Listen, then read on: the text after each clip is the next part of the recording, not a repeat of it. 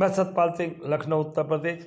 आज मैं सिख धर्म से बिलोंग करता हूं, क्योंकि इसलिए मैं आप सिख धर्म को क्यों बड़ा मानता हूं। आज आइए मैं देश भर में ये एक मैसेज पहुंचाना चाहता हूं कि सिख धर्म सबसे बड़ा धर्म क्यों है और सबसे ऊंचा धर्म क्यों है। क्योंकि सिख धर्म में कोई कॉन्सेप्ट नहीं है आप हिंदू, मुस्लिम, सिख हैं या ईसाई हैं, क्या है। हमारे यहाँ पाठ पूजा जब होती है, जहाँ कीर्तन होता है, वहाँ पर भी कोई भी समुदाय का आदमी जा सकता है।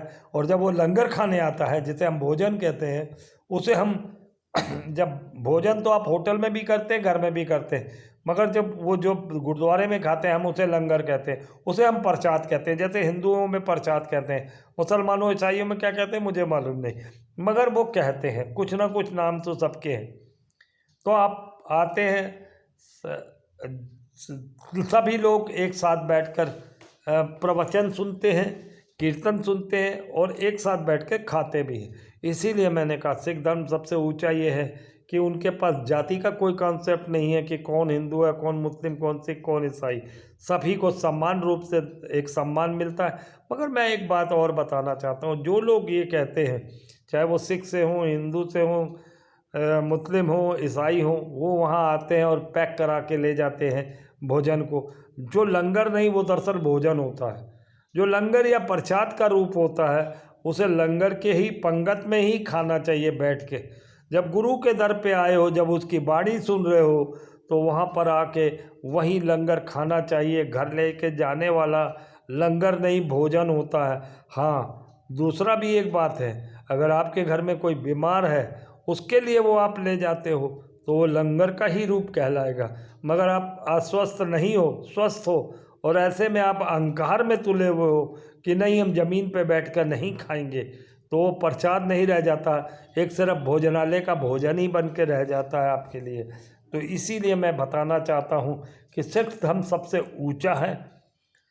कोई धर्म आप उठा कर देख लो, वहाँ पर जाति का कॉन्सेप्ट ज़रूर रहता है। जैसे मस्जिदों में आप अगर मुसलमान नहीं है तो नहीं आ सकते, हिंदुओं में भी आना जाना सबका रहता है, मगर फिर भी कहीं ना कहीं मनाही होती है कि धर्म में छोटी जाति का नहीं आएगा या बड़ी जाति का नहीं आएगा।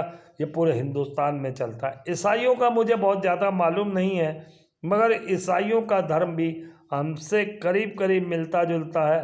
वो भी किसी को भी मना नहीं करते हैं।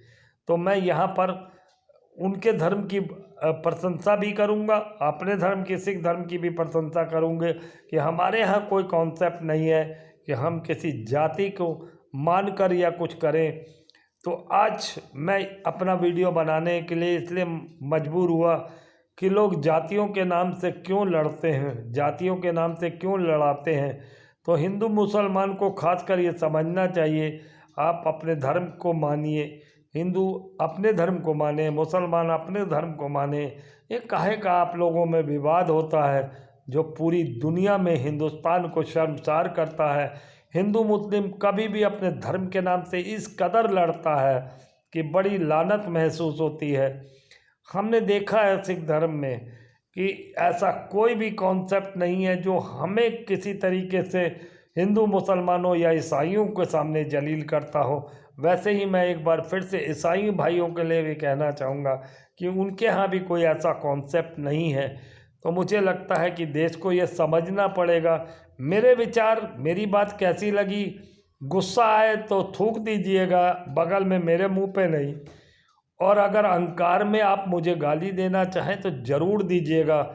मगर सच ये है कि हिंदुस्तान में अगर सबसे बड़ा कोई धर्म है तो सिख धर्म है। मैं सेकंड में ईसाई को क्यों ले रहा हूँ, क्योंकि ईसाइयों के बारे में मुझे कुछ ज़्यादा मालूम नहीं। फिर भी मैं कहना चाहूँगा कि मैंने उनके बारे में भी कुछ अच्छा बुरा ऐसा कुछ सुना नहीं है। मगर हिंदुओं में मैंने देखा है कि इस मंदिर में जा सकता है, उस मंदिर में नहीं जा सकता। मुसलमान कहता है इस मस्जिद में तो जाना ही नहीं है, हमारी किसी मस्जिद में जा ही नहीं सकता, वो काफिर है जो हमारी दूसरे धर्म का है। तो मैं ये बताना चाहता हूँ, सिख धर्म इज़ द वेरी फर्स्ट धर्म, और सबसे बड़ा धर्म अगर कोई है तो वह सिख धर्म है। जय हिंद, वंदे मातरम।